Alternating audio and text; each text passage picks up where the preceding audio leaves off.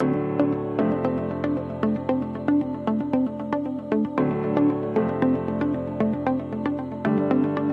folks, Charles again here from Shop Style Design, and welcome back to another training video.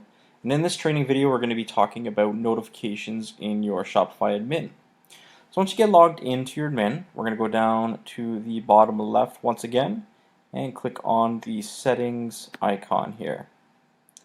And once we get into our general settings of our admin, we're just going to look and find the notifications button, and we'll give that a little click there. Once you get put onto this page here, you're going to see a series of hyperlinks, and each one will describe what each of these hyperlinks means. So these essentially are going to be all the different notifications that are in Shopify that covers things from when you receive orders, to when things are shipped, to delivery, and to the creation of customer accounts.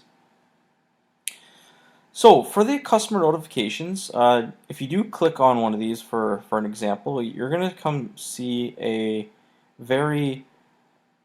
it looks a little scary, but it's just the actual meat and bones of what the actual notification is, like how it's built in the background, what customers won't see. So this is a lot of code here. Now if you're very comfortable with code, you can certainly go in and modify the code with different variables, things like that. You can remove things, add things, totally up to you.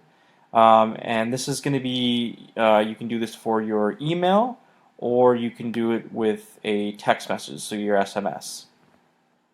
And you can always send test emails, test SMSs, just to see what it looks like. Or you could click this little handy preview button here, which should bring up a little dialog to see what it would look like on your customer's phone in this case. Or if we go back to the email, we can see that this is what the email is going to look like currently, how it's set.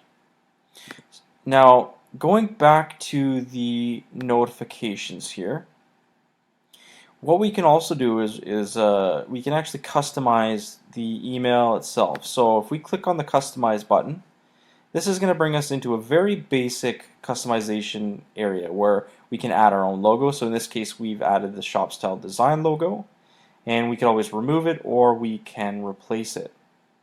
Again, you can also adjust the logo width, and these are always in pixels. By default it's 180, so we are going to leave that. And then we can also adjust the button here for the view order to whatever color we want. So let's just say we wanted a gray, for example, and that has updated it for you. And then we can kind of scroll down, and this is just going to show you again the order summary, anything that's pertaining to the actual order itself. You're going to find in here. So let's just save that. Make sure you always save. And that way you can prevent any headaches going forward, because there's nothing worse than losing a bunch of work and having to redo it again. So moving down, same thing with the shipping. You can modify these emails as well. It's very much the same as above. And then the delivery emails. Now this is super handy as well. Sometimes you don't want multiple emails to be sent out to customers, so there is the option of turning these specific emails off, so it just doesn't overdo their inbox and annoy customers, because some customers don't quite appreciate that. But those are optional, and you can toggle them on and off. And again, we got your customer notifications. They'll send emails that are when they create an account, an invite will be sent out. There's a welcome email, whether or not the customer wanted to reset their password, and then there's also a standard contact customer when they contact you about their order. Now this part here, the staff order notifications, these are super handy. So say you had multiple staff members, and you wanted certain staff members to handle fulfilling orders or anything along those lines, what you can do is you can set up a notification specific to a staff member. So let's just say we want to add a recipient, and let's just say that we want them to get an email to, and then we could just put in,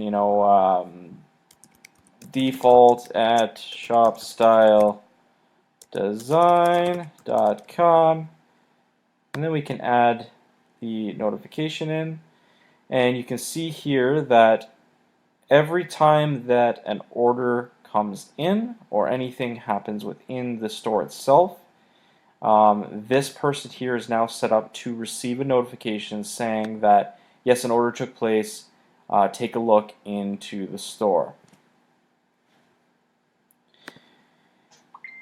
On that note, moving down, we can go to the next section, which is the desktop notifications.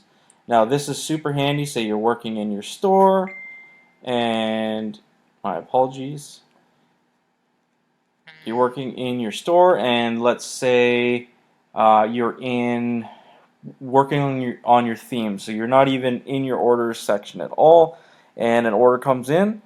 Provided that your browser is open, you can have notifications come right from your desktop to let you know that, oh, an order took place. Perfect. Let's go take a look at it, and we can fulfill the order itself. So that's super handy.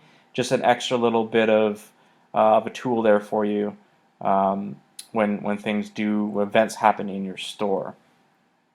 And last but not least, webhooks. Now, this is not something a lot of merchants use, however, it can be super handy. So essentially, the biggest difference here is webhooks is when you can create a notification or an event that happens immediately to be sent to you. So if an order, let's just say for example, if an order comes in, you're going to get a notification right away, whereas normally things are done through what we call an API.